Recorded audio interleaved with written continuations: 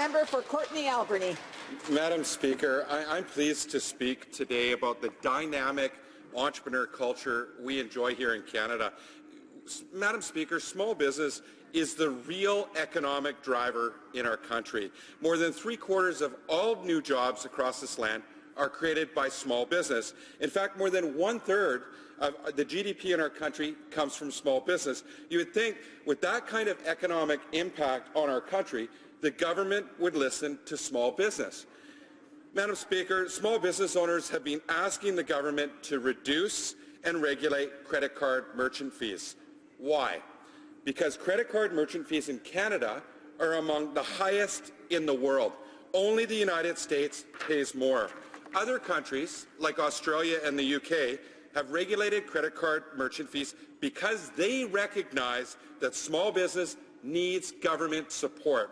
In 2013, the Competition Tribunal of Canada ruled that the fees charged by credit card companies were excessive, and the tribunal called on the government to regulate the industry. So what is the government doing? Well, the Liberal member for Riviere, Demille Eel, introduced a private member's bill that would empower the Minister of Finance to limit credit card merchant fees. But the government keeps delaying debate on this bill. In fact, it's now 8 times the debate has moved on Bill C-236. When I raised this issue in question period, Madam Speaker, the Minister of Finance said, quote, "The previous government put in place an agreement with credit card companies that we've reviewed and it appears to be working," end quote. It's clear from his response, Madam Speaker, the Minister and his Liberal government have no intention of bringing fairness and transparency to the payments industry in Canada.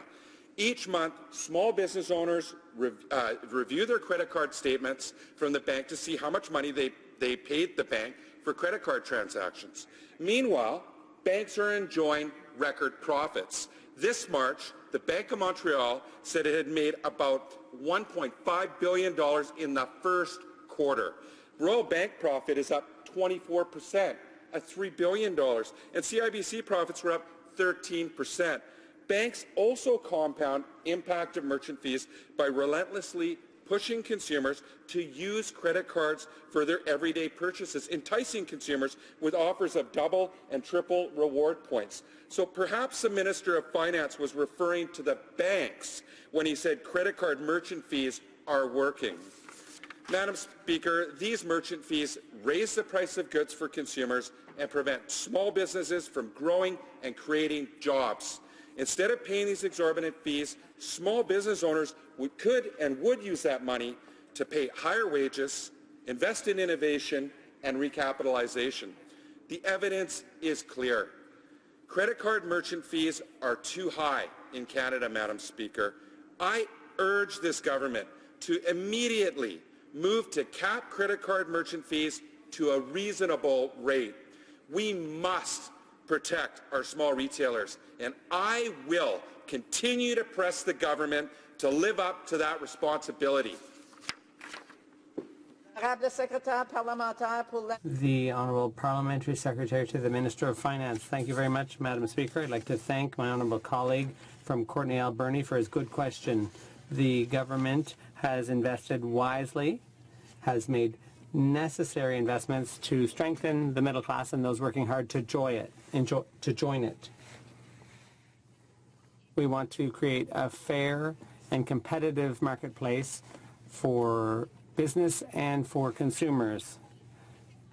This is essential when you want the economy to work for Canadians in the middle class. Canadians expect the government to support the financial sector, to keep it stable and effective, and to meet people's expectations. One of the steps that our government has taken is on the credit card fees. In November of 2014, Visa and MasterCard made separate and voluntary commitments to reduce their fees, which are known in this industry as interchange fees. Interchange fees influence the cost of credit card acceptance for merchants. The commitments made explicit recognition that the reduction would be focused on small and medium-sized enterprises and charities.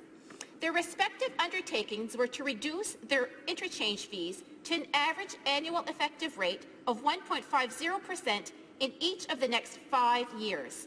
Those voluntary commitments took effect April in 2015.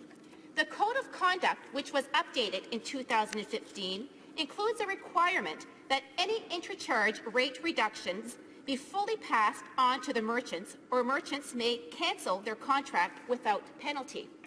Last year, the government received independent audit findings that both Visa and MasterCard have met their respective commitments, which include reductions for small and medium-sized enterprises and charities.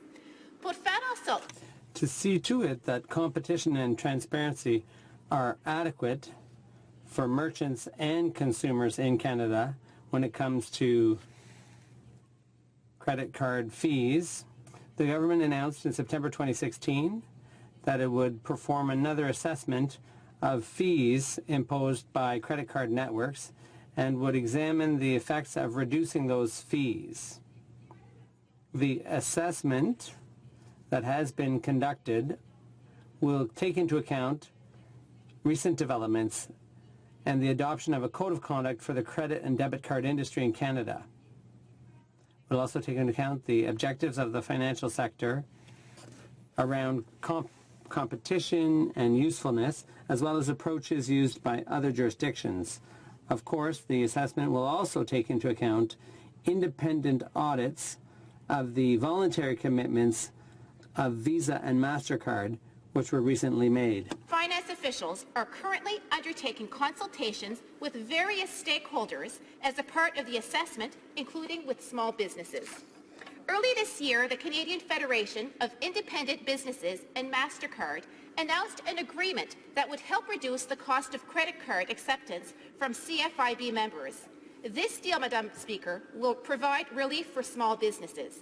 The government's continued oversight of the financial services sector aims to ensure that it remains stable and competitive, and that it meets the needs of consumers and businesses in a way that supports our belief that when we have an economy that works for the middle class, we have a country that works for everyone. Merci, Madame la Présidente. Thank you, Madam Speaker. Madam Speaker, voluntary is not good enough. Other countries have looked at it, and they've studied the issues and determined that rates of 0.5% in Australia and 0.3% in the European Union are more appropriate. So small business owners simply do not have the negotiating power of large multinational corporations like Walmart, which recently cut a deal with Visa to reduce their credit card bills. So when MasterCard and Visa report to the federal government on the results of self-audits on voluntary reductions, the preferential fees that they are providing to large retailers are incorporating those into their results. So in other words, smaller businesses are subsidizing preferential deals for large multinationals. Will this government take immediate action in support of small business, or will they continue to allow the banks and the payment industry to gouge our middle-class job creators? The Honourable Parliamentary Secretary to the Finance Minister. Thank you very much, Madam Speaker.